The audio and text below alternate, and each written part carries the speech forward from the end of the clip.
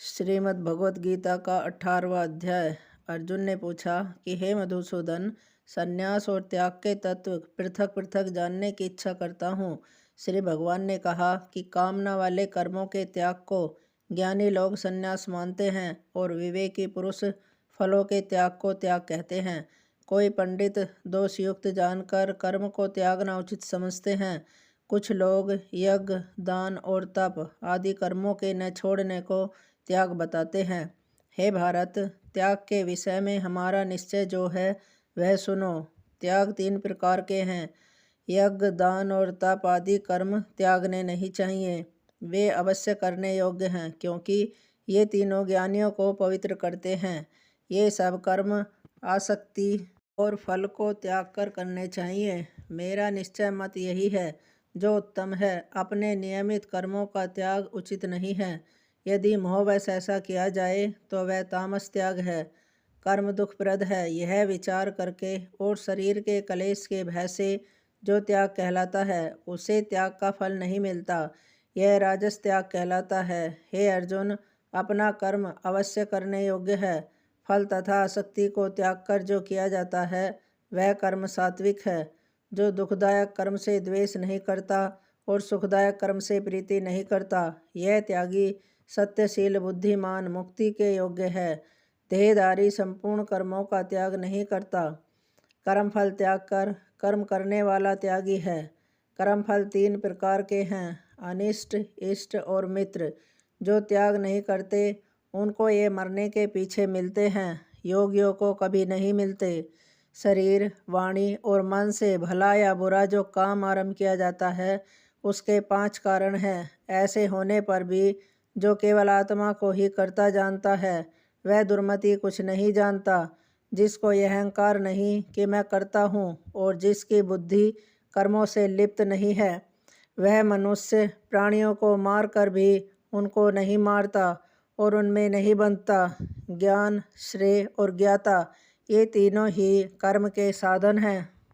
सांख्य शास्त्र में ज्ञान, कर्म और कर्ता ये सत्वादिक गुणों के भेद 3 प्रकार के हैं। इनको भी सुनो। जो सब भिन्न भिन्न प्राणियों में अविनाशी अविभक्त सत्ता को देखता है वह ज्ञान सात्विक कहलाता है। जिस ज्ञान से प्राणियों में नाना प्रकार की सत्ताएं दिखाई देती हैं उसको राजन ज्ञान जानो। ऐसा ज्ञान जिसमें बिन कारण और तत्वार्थ के जाने एक ही कार्य में लगा रहे अल्प और तामस है। फल की इच्छा न करके जो नियत किया जाता है सात्विक है। जो फल की इच्छा से और अहंकार से बड़े यत्न से किया जाता है वह कर्म राजस है। जो कर्म परिणाम, धन का खर्च, दूसरों की पीड़ा और अपना पुरुषार्थ न जानकर मोहवश किया जाता है वह तामस कर्म कहलाता है। संग में रहित, अहंकार, धैर्य और उत्साह युक्त, सिद्ध और असिद्ध में समान जो रहता है वह सात्विक करता है। रोग मुक्त, फल का इच्छुक, लोभी, हिंसक, अपवित्रता, हर्ष, शोक से युक्त राजस कर्ता कहलाता है।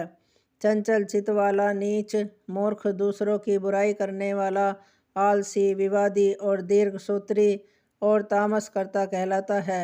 हे धनंजय, गुणों की तरह बुद्धि और धैर्य के भी 3 भेद हैं। उनको विस्तार से कहता हूँ, सुनो। बुद्धि, प्रवृत्ति, कर्तव्य, अकर्तव्य, भय और अभय का बंधन वह मोक्ष को जानता है, वह सात्विकी है।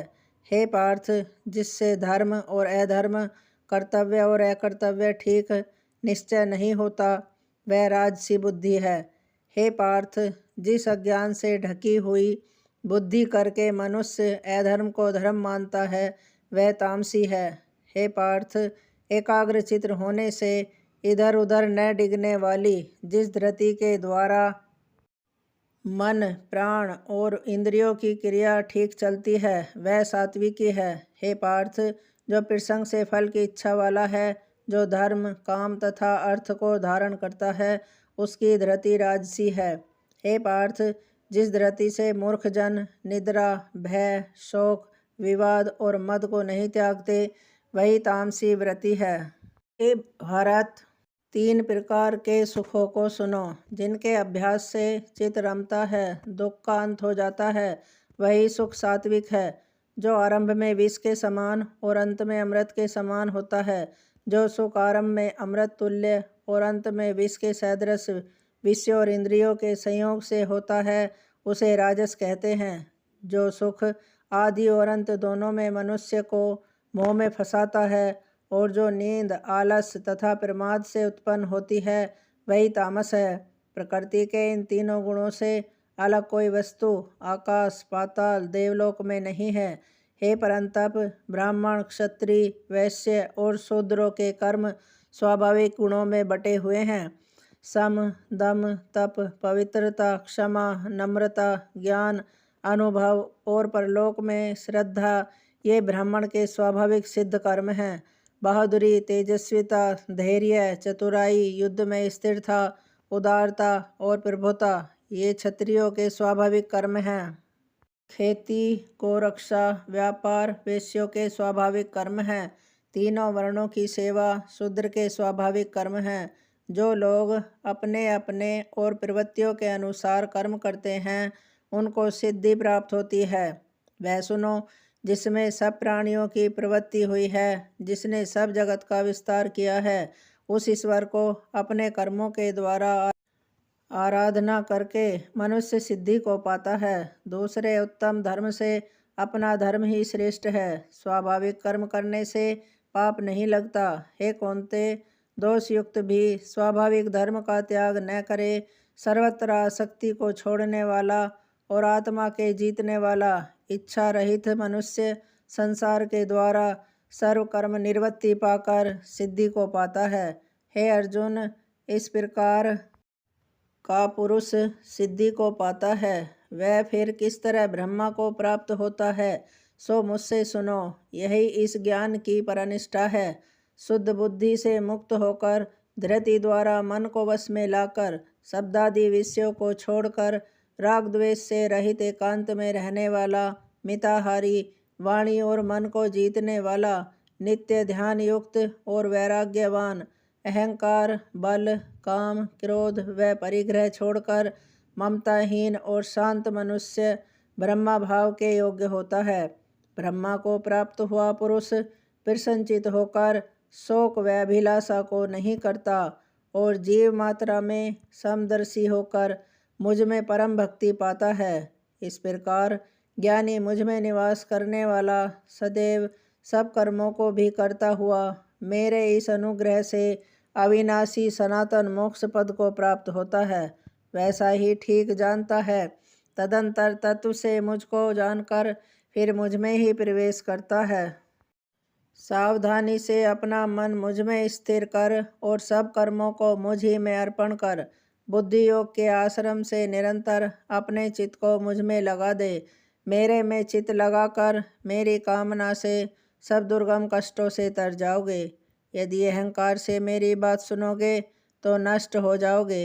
यदि अहंकार आश्रय लेकर युद्ध नहीं करूँगा ऐसा मानते हो तो तुम्हारा निश्चय झूठा है, क्योंकि स्वभाव तुम्हें युद्ध में लगावेगा। हे कौन्ते, जिस कर्म को अब तू मोह से करना नहीं चाहता, वही अपने स्वाभाविक कर्म में बंधा हुआ बेबस होकर करेगा।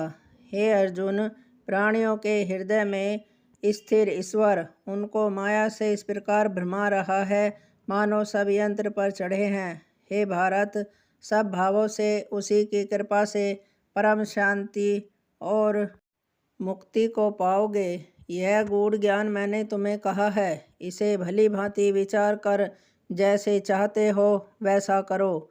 सबसे गूढ़ वचन को और सुन, क्योंकि तुम मेरा परम मित्र है। इससे तेरे हित की कहूँगा। मेरे में मन लगाओ, मेरे भक्त हो और मेरा यज्ञ करो और मुझे ही नमस्कार करो। इस प्रकार मुझे पाओगे, यह मैं सत्य प्रतिज्ञा करता हूँ, क्योंकि तुम मेरे मित्र हो और सब धर्मों को छोड़कर केवल मेरी शरण में आओ। मैं तुम्हें सब पापों से छुड़ा दूंगा। सोच न करो, यह मेरा रहस्य ऐसे पुरुष से जो मेरा तप न करता हो, मेरा भक्त न हो, सेवक न हो और मेरा निंदक हो, कभी नहीं कहना चाहिए। जो इस परम गुप्त ज्ञान को मेरे भक्तों में प्रकट करेगा, वह मेरी परम भक्ति को पाकर अंत में निश्चय ही मुझ में लीन हो जाएगा।